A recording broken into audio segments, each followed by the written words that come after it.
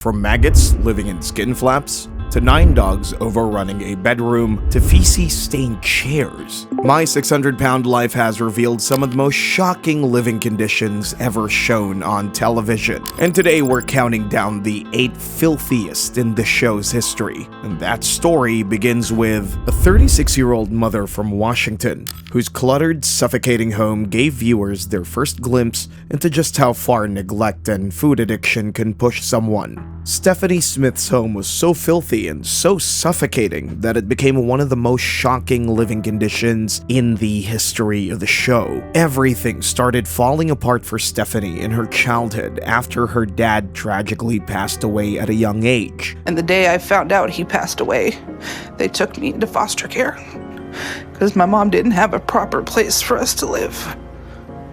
And it was really hard. I didn't get to cry. The loss left a wound she never truly recovered from, and over time, that pain shaped the way she lived. So yeah, it was lonely. It was sad.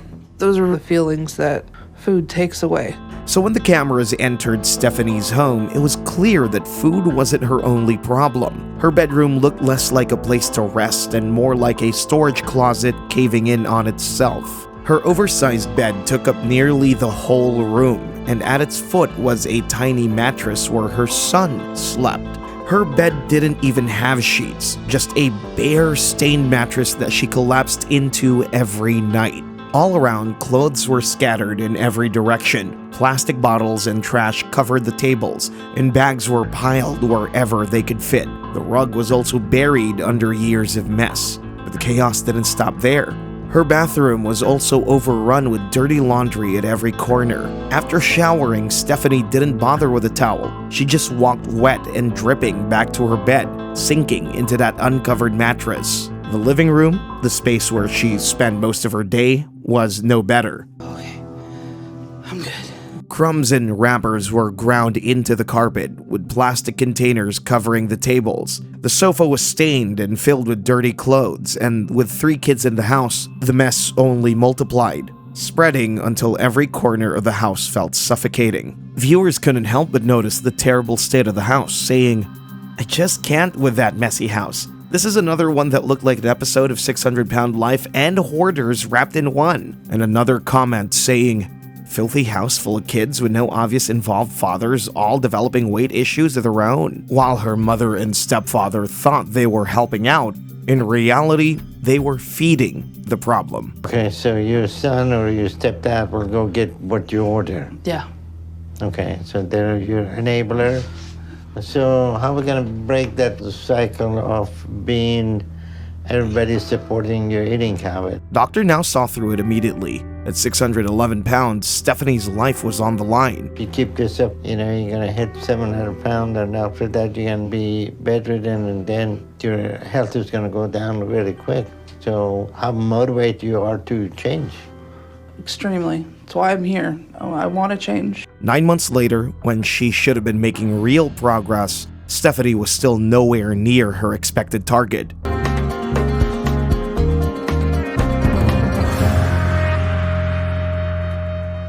But she didn't really care. I'm not sure. I mean, I'm trying to do, the best I can. I feel like it's been a raw deal from the start. I feel like Dr. Now never saw the good in me, and he never wanted to acknowledge the progress I made in my behavior.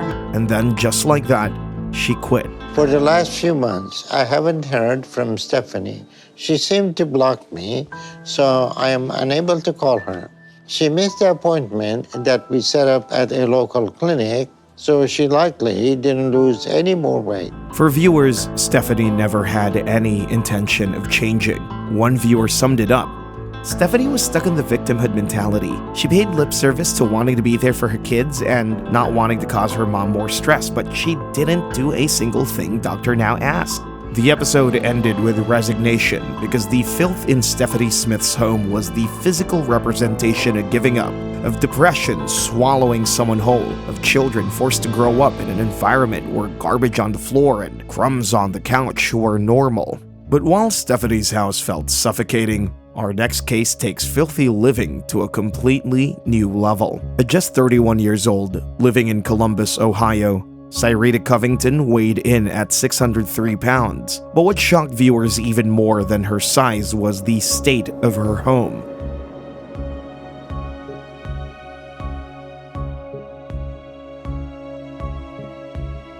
Her living room was so filthy and so cluttered, it looked less like a residence and more like the aftermath of a hurricane. Cyrita's backstory was already tragic. She grew up bouncing between homes, enduring mental, physical, and even sexual abuse along the way. After finally reuniting with her birth mother, she thought she'd found a place of stability. Instead, she was left disappointed, heartbroken, and abandoned all over again. And when people let her down, food became the love she could count on. I just made my peace with loving the feeling I got from food, because food was something that loved me back. When the cameras entered her house, the first thing that hit viewers was the poor lighting. Her cramped bedroom was poorly lit, suffocating, and piled high with bags, trash, and clothes at every angle. The room even doubled as a kitchen, with food being cooked right there by the filthy bedside. Pots and plates sat on surfaces buried in mess. Trash and wrappers surrounded the bed while flies hovered in the stale air.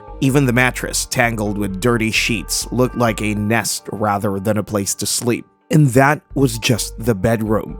Further into the house, every corner was littered with piles of clothes and garbage. It looked like a hoarder's nightmare, and there was no corner that wasn't overwhelmed by chaos. A sheet hung over the window as a makeshift curtain, adding to the dim, suffocating atmosphere. Downstairs wasn't any better. And if that wasn't enough, the outside porch confirmed the terrible state of the house. The trash cans were overflowing, with debris spilling onto the ground. For many viewers, this episode went beyond shocking, as they commented, "I was so confused after about 6 minutes. I legit forgot I was watching and thought it was a hoarder's episode.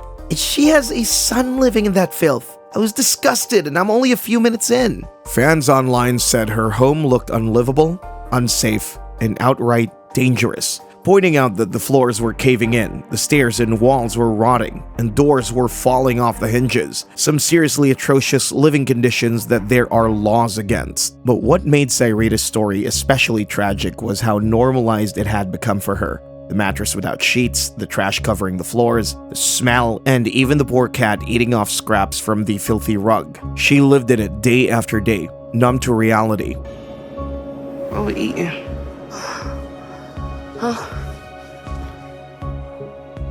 No. What's for breakfast? What's that? Food was the only comfort felt, so she continued cooking and eating, even as her environment crumbled around her. Cyrita's house was unforgettable because of the sheer scale of chaos. Every room, every floor, every corner looked like it had been hit by disaster.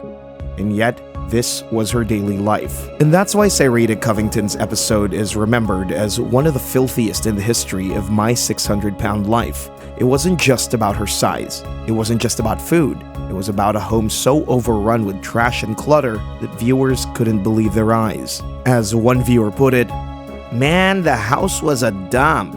There are no excuses to live like that. Bugs crawling on the mattress. Imagine the smell of that food. The clothing smelling like bacon fat grease on the chilling." It was less a house and more a haunting reminder of what happens when grief, trauma, and neglect consume everything in their path. But while Cyrita's home looked like a hurricane that had ripped through every room, our next case proves that sometimes the filth becomes a way of life. Crystal Rollins is a 39-year-old from Spring Valley, California who weighed in at 611 pounds. She lived with her 2 kids, but what shocked viewers wasn't just her weight or her struggles with food. It was the hauntingly filthy environment she called home.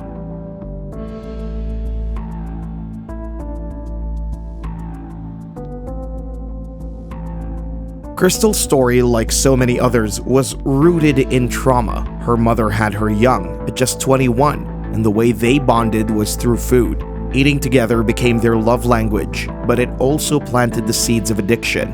By the time Crystal faced molestation later in life, food had already become her coping mechanism and escape. And from then on, every bite was less about hunger and more about survival. But survival came at a cost. Crystal didn't even sleep in a proper bedroom. She lived out of her living room, sprawled across a filthy, stained sofa that was already far gone. The rug underneath was no better. Dirt, crumbs, and debris clung to every fiber. The living conditions were filthy, to say the least, with even bugs crawling along the walls as if they were part of the family. The kitchen wasn't spared either, stacked with mess and grime, and online, viewers couldn't help but mention the terrible state of the house, with comments like, "After seeing the rest of the house, yuck. Someone rescue those kids. What is all over that floor by the bed? Also, I'm already worried for the kids' physical and mental health. Filth. Pure filth." And if the house already looked bad, the move to Houston exposed just how deep the filth went. It was so bad that her brother couldn't believe how dirty they had been living. You guys knew about and you're making me work 10 times harder, so... We basically did all the work. You could have had this cleaned up before we started moving. Okay, we get it, Josh. If you didn't live the way you did, we wouldn't have the problems we have. We literally wouldn't have these problems if they just would act right and live right, but they don't. They choose to be dirty. By this point, the word filthy didn't just describe Crystal's home, it defined it. The walls were filthy with roaches everywhere, and when it was time for her first appointment with Dr. Now, he immediately called out the terrible state of her hygiene. But I can smell that your hygiene seems to be an issue too. And at your weight, it's very easy to get infections. It can become life-threatening if you don't try to bathe consistently. So what are you doing with your personal hygiene? Well, I normally take a shower. I have a shower at my old place. Crystal's relocation to a new house showed viewers how bad her living conditions had slipped. Her home wasn't just messy, it was crawling, infested, and suffocating. For many viewers, it crossed the line from sad to disturbing. As one commenter put it, "I was having hoarder's flashbacks watching that moving process. I was also surprised that there was no mention of CPS ever being called to investigate her in the home. She seemed absolutely fine having her children look after her and live in that nasty duplex." And while Crystal framed food as her escape, the reality was that her escape created a prison, one where bugs, stains, and filth took over, leaving her trapped in a cycle of shame and denial. Her case is remembered as one of the dirtiest episodes of My 600-Pound Life, not just because of her weight, but because of the unforgettable state of the environment around her. Unlike Crystal's home, where her filthy living conditions stopped at her surroundings, Lisa's neglect went so far that the decay invaded her own body. Lisa Fleming, at 49 years old and weighing over 704 pounds, gave audiences one of the most infamous glimpses of filth ever seen on My 600-Pound Life. Lisa's story began with heartbreak. With her parents divorced at the age of 9, she turned to food as an escape. By 14, she was pregnant, and the stress of being a young mother only pushed her deeper into food addiction. Every setback, every disappointment was answered with the same ritual to numb the pain. But the real shock wasn't just her weight.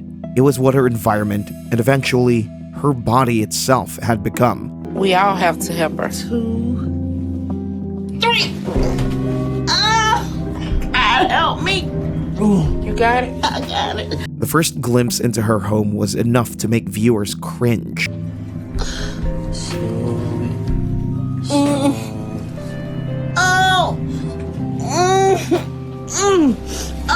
Her bedroom sheets were stained, the pillowcases marked and filthy, as if they hadn't been washed in months. Trash was scattered around the room, with surfaces cluttered to the point of being unusable. Even the windows and doorways weren't spared, covered with a filthy sheet doubling as a curtain.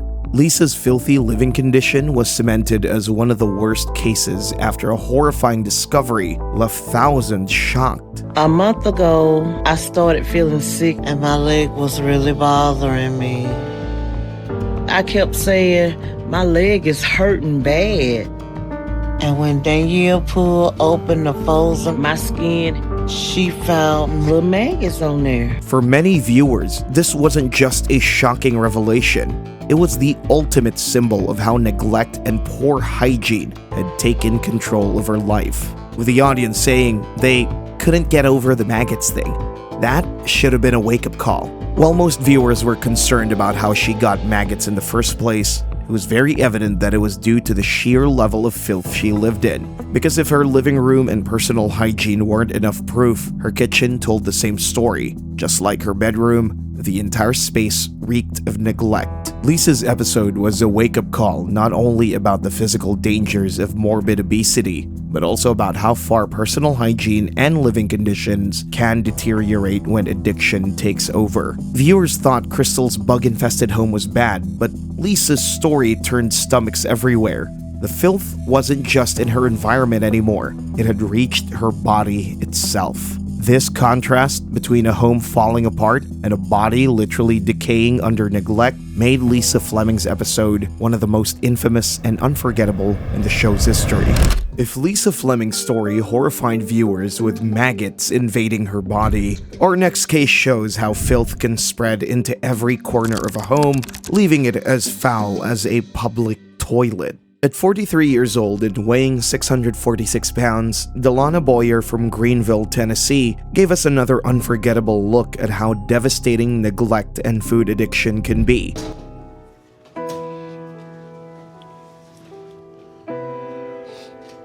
I don't know what I'm going to do at this point, because I don't know anyone else who can help me. Delana's early life was filled with loss. Her mother left when she was young, and it was her first cousin who stepped in to raise her. Wanting to keep her happy, that cousin fed her anything she wanted. She just would give in to my every want to make me happy.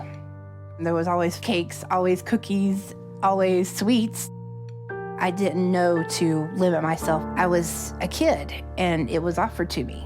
That endless indulgence set the stage for a lifelong battle with weight. Things got worse when Delana became pregnant at 20. The baby was stillborn, a heartbreak so crushing that she turned to food completely, drowning herself in it as her only source of comfort. She ended up being a full-term stillborn, so it was one of the hardest moments in my entire life. I turned to food. I remember staying up for probably 3 days straight. No sleep. All I did was eat. 3 days straight. But the emotional scars only explain part of the story. The cameras revealed the rest. The bedroom she shared with her husband was a cramped and filthy space. Good morning. Morning. It's just like, do I really want to get up? Because it's so hard, it's so painful. Instead of a proper bed, she slept on a dirty mattress with no sheets. At 646 pounds, mobility was a challenge. So, Delana relied on an office chair to get around, but even that chair was a nightmare. The state of the seat left most viewers completely stunned, with some comments saying, "Oh my god, the shit-stained chair. Am I the only one who saw the towel with poop stains on it? This episode had it all, the shit-stained towel and mattress." And this wasn't just about clutter anymore. It was about living in filth so severe it became fused into daily life.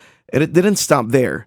The bathroom was also in a state of chaos that made every shower feel pointless. Because even when Delana did bathe, she returned immediately to the same disgusting chair, undoing whatever small progress she might have made. Her living room was also in a filthy state. From the state of her sofas to the clutter at every corner, the entire home felt suffocating, cramped, and chaotic. An environment where cleanliness and dignity no longer seemed possible. Delana's episode forced viewers to confront one of the most uncomfortable truths about the series. When weight and trauma consume someone's life, the filth doesn't stay in one corner of the house. It takes over every room, every object, and even the tools meant to help them to survive. For many, the sight of her feces-stained chair became one of the most disturbing images the show had ever delivered, with some viewers saying, "The shit on the chair killed me." And while Lisa's case left us horrified at what could happen inside the body, Delana's story left us stunned at what could happen all around it. If Delana Boyer's feces-stained chair shocked viewers, the case of Margaret Johnson showed how bad basic hygiene can collapse under the weight of trauma and addiction. At just 35 years old and weighing 750 pounds, Margaret's life had been consumed by trauma, food, and an environment that left audiences horrified. Look, isn't that something? Yes. Her relationship with food began in childhood, not just as a meal, but as an escape. When I ate my dad's food, it was for revenge, so he wouldn't have it for himself. Eating was how she drowned out the chaos around her. So depressed that she just wanted to die. It was all due to her needing to feed what was wrong in here. In a house marked by abuse and silence, eating became her shield, the one thing that never hurt her. I didn't care if I lived or died, so I would eat to escape. I was so terribly lonely. But what started as comfort turned into addiction, and every heartbreak only deepened that dependency. So again, I resorted to food, because food was the only thing I had to make the pain go away. What food seemed to take away emotionally, it gave back physically, until Margaret was trapped not only in her body, but in an environment that reflected her decline. It's been a week since my appointment with Dr. Now. Since then, me and my mom has talked and decided that surgery is the most important thing that could happen in my life. The very first glimpse of Margaret's house on My 600-Pound Life was enough to prepare viewers for the disturbing reality ahead. That small detail was proof of how far her personal hygiene had deteriorated. Her bedroom was cramped and chaotic, but that wasn't the only issue. What shocked audiences were the signs of neglect streaked down the mattress. It was shocking to find out that this was only one of the several filthy conditions Margaret had been living in. Just sit there and urinate on herself, and that's pretty much where she stayed. The state of the room confirmed her mother's account. From the soiled clothes heap on the bed to the 4 dogs that kept rummaging through the mess, Margaret's living condition was as bad as it could get. And for viewers, this was a terrible case of poor hygiene and health violation in an environment where dignity had been erased. With one user saying, "Poor hygiene, 4 dogs, pee pads on the bed, and a dirty house." When they mentioned that Margaret was alone during the day, I wondered how long she lies in her own excrement before mommy comes home to wipe her. Horrible and sad existence. But the filth didn't stop at the bedroom. The front porch was also in a terrible state. He's gonna be in here. Shut up! Dr. Nab, he needs you to get up. It looked more like a landfill than the entryway to a home. The porch became symbolic of Margaret's life. A place once meant to welcome visitors, now blocked off by layers of neglect, a warning sign of what lay inside. Online, fans of the show couldn't stop talking about what they saw. Entire Reddit threads popped up with viewers debating how such conditions could even exist. Between the bad hygiene, the infections, the urinating and pooping, the dogs and the mom smoking in the house, my asthmatic ass would have passed out and died within 2 minutes of walking in there. With some saying they couldn't believe the poop running down the side of the bed. So disgusting.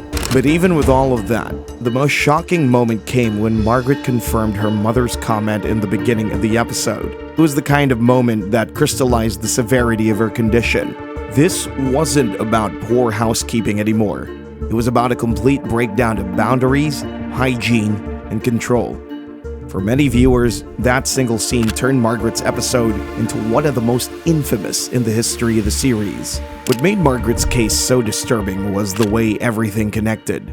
Childhood abuse led to food addiction led to weight gain. Every day is a new struggle. Today, my leg is really bad swollen. Weight gain led to immobility. Before you have to sit. From here to the computer table. Immobility led to filth, and filth spread through every corner of her life, from her bedroom to her pets, from her porch to her own body. Each step was a consequence of the one before it, creating a cycle that left her trapped. Margaret's episode wasn't remembered because of the dramatic weight loss or inspirational transformation. It was remembered because of the sheer collapse. It revealed how trauma, neglect, and addiction can dismantle not only a body, but a home, a family, and a sense of humanity. For many viewers, it was the moment they realized that My 600-Pound Life wasn't just a show about losing weight. It was about survival in the most extreme, heartbreaking conditions imaginable. And for fans of the show, it remains one of the most unforgettable and most disturbing cases ever shown. If Margaret Johnson's episode revealed the collapse of dignity through filth and neglect, the next case was one of the most shocking combinations of filth and poor hygiene. At 33 years old and weighing 730 pounds, Stephen Asante's name became infamous among fans. I have moments where I yell a little bit or I'll just have trouble controlling. Not just for his size, but for the chaos and dysfunction that followed him everywhere he went.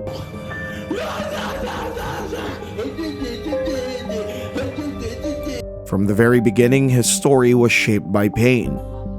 Because my childhood wasn't good, to say the least. He grew up in a household plagued by instability.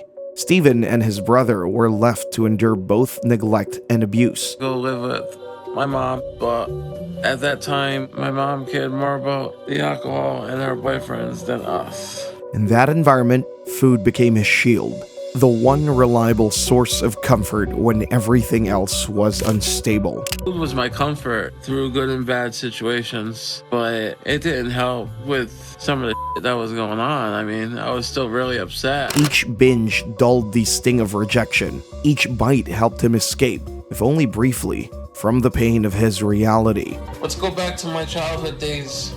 But what started as a coping mechanism soon became a dependency, and that dependency turned into a consuming addiction. She went out one night and never came home. So Stephen and Justin came to live with me. Stephen began posting videos where his need for attention came spilling out in bizarre, often shocking ways. How my mom used to leave me and my brother at home and go out clubbing all the time. Mind you, we were young. My mother abandoned me. In those clips, audiences saw not just a man addicted to food, but a man desperate to be seen, even if it meant being ridiculed. This video is just for you taxpayers. Thank you for paying taxes, because without you, I would not have this urinal to pee in. Without you, I would not have these cans of food to eat. Without you, I would have pills to take. That desperation extended into his family life. Stephen's father, trying to care for him, often found himself manipulated and threatened. But he wanted his way. He used to threaten me and say, look, if I don't eat, I'm gonna call the police on you. For him, meals were non-negotiable lifelines, and he wielded them as leverage to control those around him. He would always try to get everyone to do what he wants. The environment he created reflected that addiction. Cameras panned across the house where Stephen lived, and what they revealed left viewers stunned. His bedroom was even worse. The house looked as if the environment itself had given up under the weight of his behavior. This is the room he would eat in, use his urinals to go to the bathroom. His father even confessed that his closet had been worse at a certain point. I would open up that closet, and I see 10 piles of empty pizza boxes in here, where he tried to hide them from me. As his father and brother prepared to move him closer to Houston, it was obvious Stephen was not planning to turn a new leaf. But Stephen's struggles weren't limited to the relative comfort of his own home. His behavior at the hospital pushed the situation even further. I never seen any patient like Stephen. He asking for pain medicine every 15 minutes, and then he spilled urine on the floor. His refusal to comply with medical guidance, combined with his erratic behavior, eventually led to his removal from inpatient care. You come here for help, and at this point, there's nothing I can do to help you. So you're done here. And yet, even moving to a new place didn't reset the cycle. Within weeks, signs of the same pattern emerged. His new apartment was quickly turning into a filthy area, from the clutter and dirty cans in the bed to the poor cat which had to forage off a rug that was filthy beyond recognition. It was unbelievable how bad Stephen had let himself and everything around him decline. The smell of filth hung heavy in the air, and it was getting so bad that even Stephen was willing to do anything to cover up the filthy stench of neglect. Because Dr. Now is giving me another chance, and I don't want to lose his help. So I'm just cleaning up a little. But masking the odor didn't change the reality of his disgusting, unhygienic state. Even Dr. Now, who had seen countless cases of extreme obesity, felt compelled to comment not just on Stephen's weight, but on his hygiene and living conditions. On hygiene, you heard of something called soap and water? Yeah, it's... I have a couple of people back there puking from the smell that you have. But it wasn't just the numbers on the scale that concerned him. For your hygiene, so you don't get infection at your weight. Yeah. It was the lack of cleanliness, the self-neglect, and the refusal to take responsibility. Even his father, who had long endured the strain of caring for him, couldn't help but notice how filthy the new home had become so quickly. God. This place is disgusting. It smells like cat piss. This house stinks wicked bad. But up to this floor. This kitchen floor is filthy. From the rooms to the kitchen, nothing was spared. What set Steven's episode apart was the way everything intertwined. Trauma from childhood, psychological instability, manipulation of family, and an environment collapsing under the weight of neglect. His addiction to food was only part of the story. The filth of his living space, the shocking scenes at the hospital, and his desperate attempts to mask reality with perfume, each detail painted the picture of a man at war with himself, dragging everyone around him into the chaos. Look at what you have done to your body. Tell me, what do you see? A big failure. Viewers who tuned in expecting another weight loss journey instead witnessed something darker. For My 600-Pound Life, his story remains one of the most infamous ever shown. A reminder that behind every pound, every mess, and every shocking moment is a life shaped by trauma, addiction, and the devastating environments that follow. If Steven Asante's story revealed how chaos can spiral from the mind into the home, our final case shows what happens when an environment becomes almost uninhabitable. At 39 years old, weighing 702 pounds, Jean Covey's battle with food wasn't just about calories. It was about survival, escape, and the dangerous comfort she found in eating whenever life felt unbearable. But food is the only thing in my life I have left to look forward to. So I don't know how to give that up. Her relationship with food had started early. For her, food wasn't simply about taste or nourishment. I knew I could use food to escape whatever it was I was dealing with when things got really bad. Whenever she was abused, whenever she felt unprotected, food was the one constant that seemed to love her back. It was what helped me do that. Because when I ate, I felt better. At that time. But what began as comfort eventually grew into dependence, and that dependence transformed her home into a space where addiction, neglect, and filth all collided. The cameras revealed the living conditions that left viewers horrified. Before she even spoke, the first glimpse of her room painted the picture of a family with terrible hygiene. The living space was violating every health law you could think of, especially with 9 large dogs each competing for space and attention. Trash littered nearly every corner, with even some bold bugs making cameos in a space that had long surrendered to decay. Clothes were scattered without order, thrown across chairs and floors already overrun with clutter. From the shocking state of the furniture to the portable bedside toilet, every corner of the house was a daily reminder of how filthy they lived and how bad Jean's personal hygiene had collapsed. This wasn't just neglect. Each layer of filth fed to the next, until the entire environment seemed impossible to salvage. Even Dr. Now, who had seen dozens of shocking cases by this point, he really couldn't ignore it. She's been trying to keep Jean clean, but she's not washing her every time she uses the bathroom. So there is feces on the back of her leg and in the cracks and her sores. His words carried weight not only because of his medical authority, but because they echoed what audiences themselves were thinking. The fact that their quality of life was so awful, living in squalor and a wretched existence with no reason to even go on. As one viewer put it, their hygiene was worse than their eating habits. The end of the episode may have been some of the most disgusting shots we've ever seen on the show.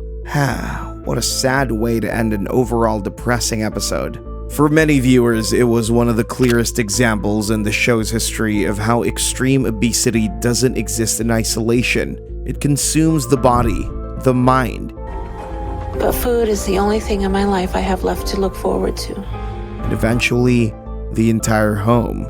Jean's story closed out the season with an unforgettable weight, not just because of her size, but because of how her environment revealed the full reality of what unchecked trauma and addiction can do. For many fans, this episode remains one of the darkest and most disturbing portrayals of living conditions ever aired on My 600 Pound Life.